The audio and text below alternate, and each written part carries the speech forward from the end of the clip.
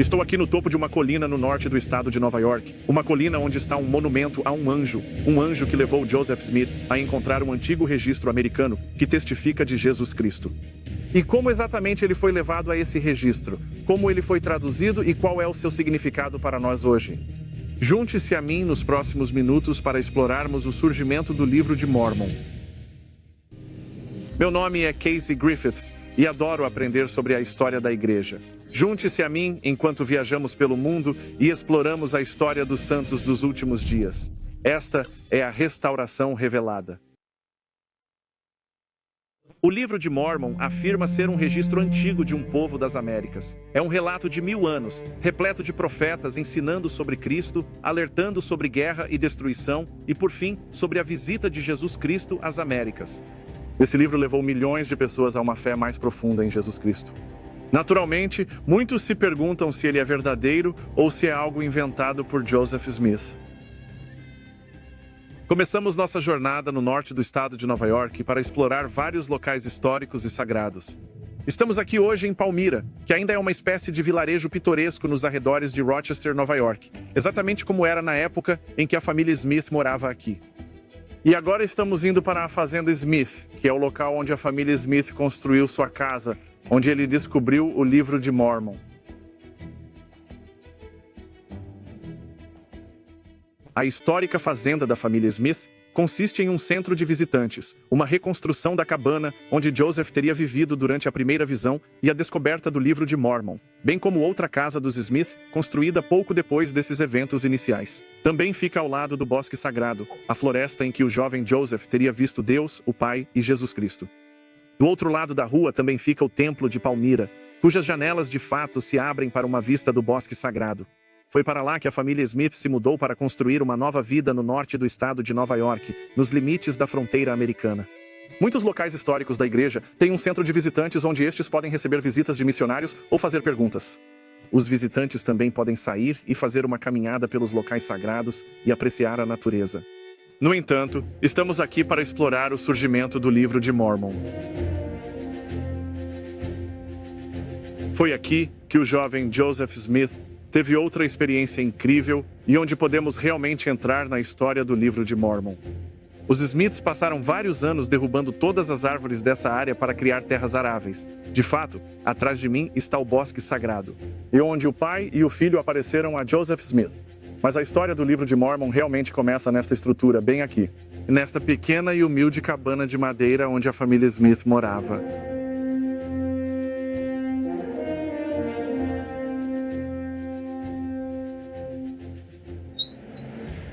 Esta é uma recriação da casa onde os Smiths teriam vivido.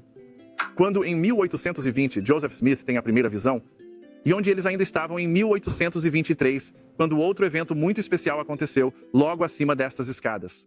Joseph e seus irmãos provavelmente compartilham um quarto no andar de cima, onde Joseph tem sua experiência notável. Provavelmente foi nessa sala na noite de 21 para 22 de setembro de 1823. Joseph disse que havia se ajoelhado para orar a fim de saber sua posição perante Deus, pois não havia tido uma manifestação desde a primeira visão. Enquanto ele estava orando, a sala começou a se encher de luz. E apareceu um anjo que se apresentou como Moroni. O anjo Moroni foi o último profeta do livro de Mórmon. Ele protegeu o antigo registro de seu povo, as placas de ouro, e as enterrou em uma colina no norte do estado de Nova York. Algum tempo depois de sua morte, ele reapareceu para Joseph como um ser ressuscitado e glorificado, descrevendo a Joseph os eventos importantes que estavam prestes a ocorrer. O anjo disse que Deus tinha uma tarefa para Joseph fazer e que seu nome e reputação seriam conhecidos entre todas as nações. Além disso, o anjo revelou que havia um registro oculto em uma colina próxima à casa de Joseph Smith, que o Senhor desejava que ele revelasse. O anjo apareceu e reapareceu 3 vezes durante a noite, dando a mesma instrução, mas às vezes acrescentando algo mais. Quando a última aparição terminou, Joseph Smith disse que ouviu o galo cantar e percebeu que sua interação com o anjo havia durado a noite inteira. Depois de passar quase toda a noite ouvindo as instruções do anjo, Joseph Smith acordou e saiu para o campo para trabalhar, mas estava exausto. O pai de Joseph, percebendo seu cansaço, pediu-lhe que voltasse para casa e descansasse. Enquanto se dirigia para lá, ele disse que estava atravessando uma cerca, talvez como esta, onde desmaiou, caiu no chão e viu o anjo novamente. O anjo repetiu tudo o que já havia dito a Joseph e depois lhe disse para contar ao pai o que ele fez. Seu pai disse-lhe que aquilo era de Deus e que deveria seguir as instruções do anjo, e assim Joseph partiu por uma estrada como esta, a caminho da colina que o anjo havia descrito. Por fim, chegamos a um grande centro de visitantes construído pela igreja. O mais impressionante é que atrás do museu, no topo da colina, há um grande monumento de Moroni, marcando a descoberta desse registro sagrado enterrado.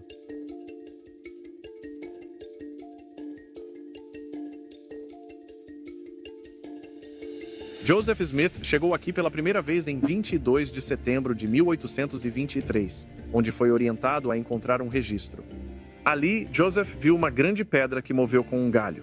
Debaixo da pedra, ele viu as placas de ouro, juntamente com alguns outros artefatos. A princípio, Joseph tentou pegar as placas, mas o anjo o impediu e lhe disse que ele ainda não estava pronto para pegá-las. Ele precisaria esperar e voltar regularmente àquele local por vários anos. Joseph Smith veio a essa colina todos os anos na mesma data, 22 de setembro, por 4 anos, até receber o registro hoje conhecido como o Livro de Mormon. Durante esses 4 anos, Joseph Smith não apenas foi instruído pelo anjo Moroni, mas também teve tempo para crescer e amadurecer. Casando-se com Emma Hale, que o acompanharia até a colina para receber as placas. Emma registrou: Uma vez senti as placas, enquanto elas estavam sobre a mesa traçando seus contornos e formas. Elas pareciam ser maleáveis como papel grosso e farfalhavam com um som metálico quando as bordas fossem movidas pelo polegar, como se faz às vezes com as bordas de um livro. Foram feitas tentativas de traduzir as placas. Outras pessoas também tentaram roubar as placas, às vezes por meios que ameaçavam suas vidas. Por fim, devido a essa perseguição, Joseph e Emma se mudaram para a fazenda da família de Emma, a cerca de 130 quilômetros a sudeste. Dirigimos até as montanhas Apalaches, ao longo do rio Susquehanna, onde ficava a fazenda do pai de Emma. Hoje, a fazenda de Isaac Hale consiste em uma reconstrução da casa de Isaac Hale, junto a outros edifícios e locais que veremos mais adiante. Esses locais ao longo do rio Susquehanna são onde Joseph e Emma teriam alguma paz temporária enquanto tentavam traduzir as placas. Foi para cá que Joseph e Emma vieram para escapar das perseguições em Palmyra. Joseph e Emma se mudam para sua cabana bem aqui, onde a maior parte da tradução ocorre, onde Joseph e Emma fazem seu primeiro lar. Não se sabe ao certo os detalhes exatos de como a tradução aconteceu. Mas sabemos que Joseph usou objetos sagrados, às vezes chamados de Urim e Tumim, devido às suas semelhanças com os objetos bíblicos, também chamados de Urim e Tumim. Durante anos, Joseph exerceu fé em objetos como pedras de vidente para ajudá-lo em seu trabalho.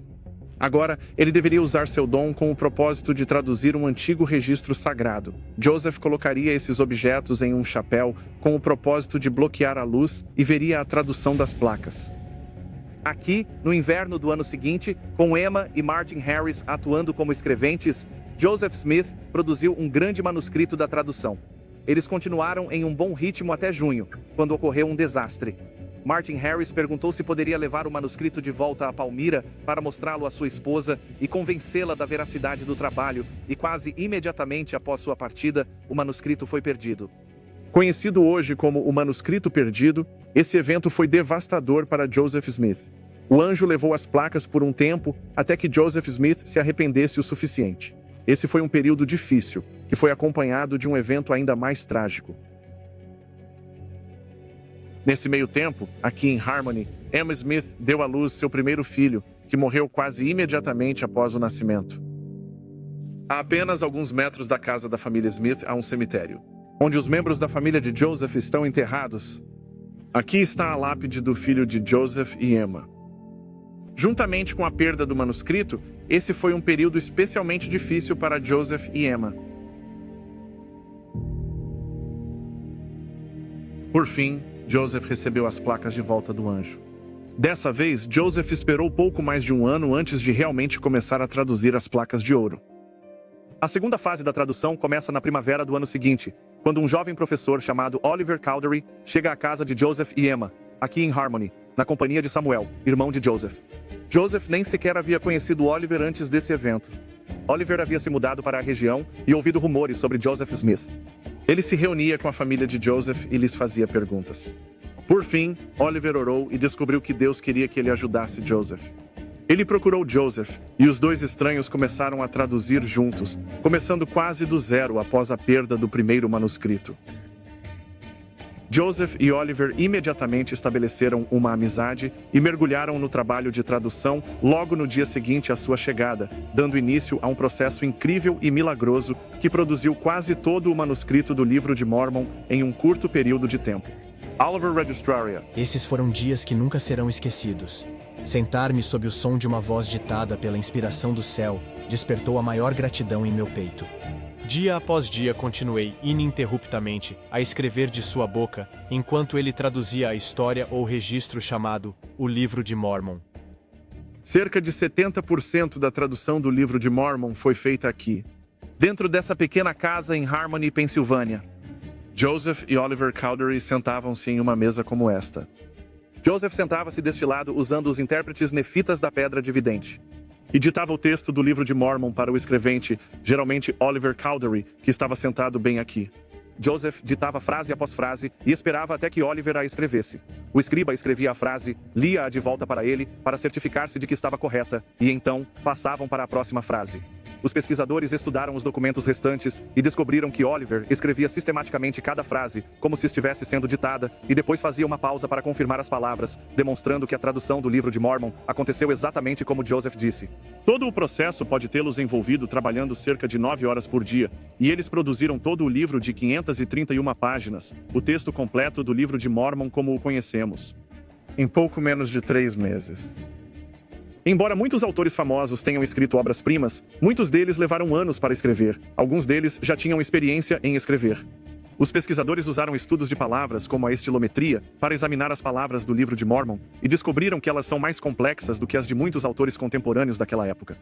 Outros estudos estilométricos mostraram que as palavras não correspondem aos escritos do próprio Joseph Smith ou de seus colaboradores, sugerindo que o livro não foi criado por eles.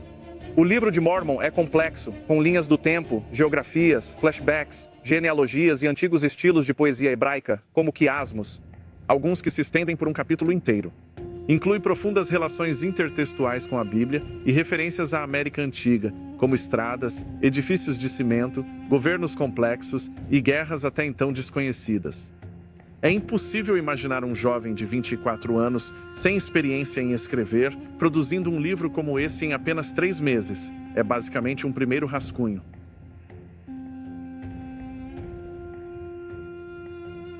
Este não é apenas um período produtivo para a tradução, mas também para a revelação. Aqui em Harmony, Pensilvânia, Joseph Smith recebe várias sessões de doutrina e convênios. Essas revelações incluem sessões adicionais. Elas não apenas complicam sua agenda ocupada, mas também são uma prova de seu dom de revelação. E talvez o mais importante, um dos incidentes mais importantes que ocorre durante a tradução, acontece quando Joseph e Oliver estão lendo e ficam sabendo que o Salvador deu autoridade para batizar. Joseph e Oliver começam a fazer perguntas sobre a origem dessa autoridade e como uma pessoa a recebe. Eles querem saber como podem obter essa autoridade, então se retiram para um bosque perto de onde estão traduzindo. E oram para perguntar ao Senhor como obter a autoridade. Ao norte da fazenda de Isaac Hale fica o local da restauração do sacerdócio. Aqui está o local proposto onde Joseph e Oliver entraram e tiveram uma experiência incrível. Um anjo aparece a eles, identificando-se como João Batista do Novo Testamento e lhes dá a autoridade do sacerdócio aarônico. Ele os orienta a irem até o rio Susquehanna nas proximidades, onde batizam um ao outro e depois ordenam um ao outro ao sacerdócio. Outro monumento que fica ao lado da casa de Joseph Smith, representando João Batista, é um anjo que aparece a Joseph e Oliver e lhes dá a mesma autoridade que Jesus tinha na Bíblia. Outros anjos, como Pedro, Tiago e João, apareceriam e lhes dariam mais poder do sacerdócio para organizar a igreja.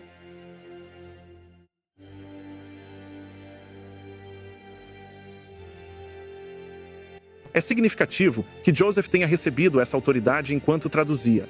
Se o livro de Mórmon for verdadeiro, então não apenas Joseph Smith era mas a autoridade que lhe foi dada sugere que a igreja que Joseph Smith organizou também era verdadeira. Agora eles só ficam em Harmony por 2 meses durante a tradução, quando a perseguição aumenta por causa dos rumores sobre a chamada Bíblia de Ouro. Então, no final de maio e início de junho, eles viajam para Fayette, Nova York, onde ficam com uma família amiga, os Whitmers, e é lá que ocorre o último mês da tradução. Os Whitmers eram amigos de Oliver Cowdery. Enquanto traduzia com Joseph, Oliver escrevia para David Whitmer sobre a tradução. David tentou convencer sua família a concordar em hospedar Oliver e Joseph. A princípio, eles ficaram hesitantes, em parte devido aos campos que precisavam ser arados. Mas, ao acordarem certa manhã e verem os campos milagrosamente arados, tomaram isso como um sinal e se apressaram em se preparar para a chegada dos Smith. Foi nesse local que Joseph e Oliver esperavam ter paz enquanto terminavam a tradução do livro de Mórmon. O local da fazenda histórica dos Whitmer consiste em uma capela com um museu para os visitantes aprenderem mais sobre esse local especial. E logo ao lado há uma recriação da casa dos Whitmer. A crescente perseguição forçou Joseph Smith e Oliver Cowdery a se mudarem para Fayette, Nova York, onde ficaram com a família Whitmer. Aqui, na fazenda de Peter Whitmer Sr., é onde ocorreu o último mês de tradução. Uma história singular sobre esse local diz respeito a Mary Whitmer, a matriarca da família Whitmer. Ela estava trabalhando mais do que o normal devido ao fato de Oliver e Joseph morarem na casa. Um dia, ela saiu muito insatisfeita com o excesso de trabalho, quando um homem se aproximou dela. Aparentemente, ele era um mensageiro angelical, e lhe mostrou as placas de ouro, tornando-a potencialmente a primeira testemunha das placas além de Joseph Smith.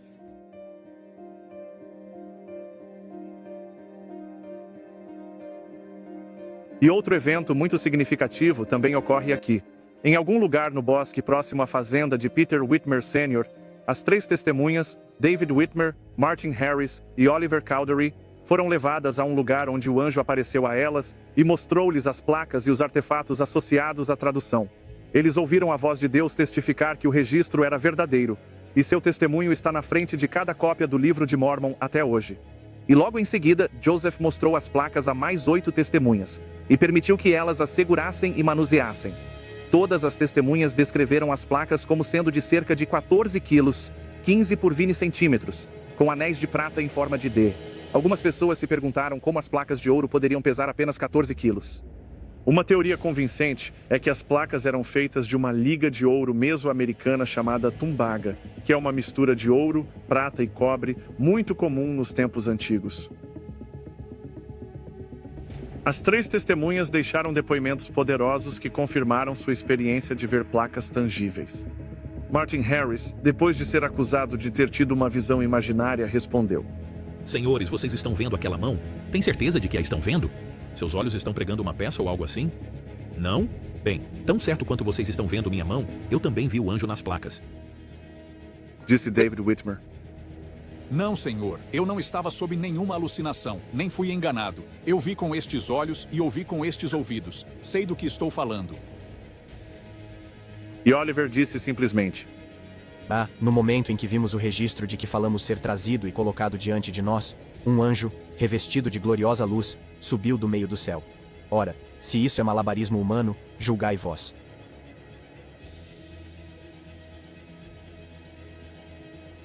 Joseph enfim sentiu alívio. Outros viram e tocaram as placas. Ele não estava sozinho. Com a tradução concluída, agora era hora de trabalharem na impressão do livro de Mórmon. Ele encontrou um impressor em Palmyra chamado E.B. Grandin. Grandin cobraria a mais de Joseph. Martin Harris acabaria vendendo grande parte de suas terras para financiar a impressão, acrescentando mais uma testemunha ao seu testemunho do livro de Mórmon. Volto agora para Palmyra, onde está localizado o Grandin Printing Museum. Dentro desse prédio moderno está o prédio original de E.B. Grandin.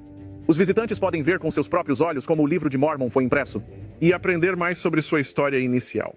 Foi aqui, nos escritórios de E.B. Grandin, que o livro de Mórmon foi impresso, e em seguida, impresso em 16 páginas de cada vez em provas como esta, que foram dobradas, coladas e costuradas para encadernar o livro de Mórmon. Na verdade, o livro de Mórmon foi produzido em uma prensa de impressão muito parecida com esta, com a mancha de tinta ainda no chão. Finalmente volto a Utah para encontrar Reed Moon, um colecionador de artefatos raros dos santos dos últimos dias, para me mostrar um artefato muito raro e valioso relacionado à impressão do Livro de Mormon. Reed tem uma loja onde exibe artefatos e adereços colecionados relacionados a qualquer coisa, desde Guerra nas Estrelas, Harry Potter, Marvel, até a história da igreja e o Livro de Mormon. Há até uma estátua aqui do irmão mais novo de Joseph Smith, Samuel Smith, o primeiro missionário a levar adiante o Livro de Mormon. Hoje, Reed me convidou para ver parte de sua coleção de história da igreja.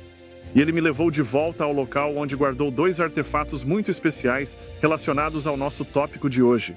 Este é um deles. Pode ser visto na página inicial, 1830, Grandin Press, aqui. Imprensa de E.B., Grandin para o autor, Palmira, 1830. É sempre bom quando há uma inscrição de propriedade, e essa pessoa, quando recebeu seu livro, orgulhosamente colocou seu nome no topo. Li o livro de Hyrum Smith. E ele é uma das 8 testemunhas, e irmão do profeta. É difícil superar essa cópia. E eu tenho outra. Vamos dar uma olhada. Esta está mais desgastada, mas eu quase ficaria desapontado se não estivesse. Porque essa é a cópia que Samuel Smith levou em todas as suas missões. Primeiro missionário. Ele tem a placa de propriedade do livro na frente. Tanto Hyrum quanto Samuel foram testemunhas. O nome de Samuel está abaixo do de Hyrum, na parte inferior. E ele abriu, contou essa história muitas vezes e, para facilitar, marcou com uma estrela e sublinhou seu nome dizendo: "Sou eu, sou esse Samuel H. Smith." Portanto, essas 2 cópias, quero dizer, simplesmente incríveis. A cópia de Hyrum Smith, a cópia de Samuel Smith. Bem, isso é história bem nas suas mãos. Uma cópia do Livro de Mormon, que foi usada e guardada pelo primeiro missionário, e ensinada pelo primeiro missionário, e por alguém que estava profundamente envolvido no surgimento do Livro de Mormon. Esse é o resultado final. Que tesouro! Bem, Reed, muito obrigado. São absolutamente maravilhosos. Sou muito grato por compartilhá-las conosco. Você é muito bem-vindo e volte sempre que quiser. Agradeço ao Reed por sua visita especial para ver esses itens históricos. Há muito mais que se poderia dizer sobre o Livro de Mormon. Ainda nem entramos em seu conteúdo histórico e o que exatamente há no livro que leva tantos leitores a um relacionamento mais profundo com Cristo. O surgimento foi cheio de milagres para nos despertar a curiosidade e nos fazer pegar um exemplar, físico ou digital, e lê-lo para questionarmos se é do homem ou é de Deus.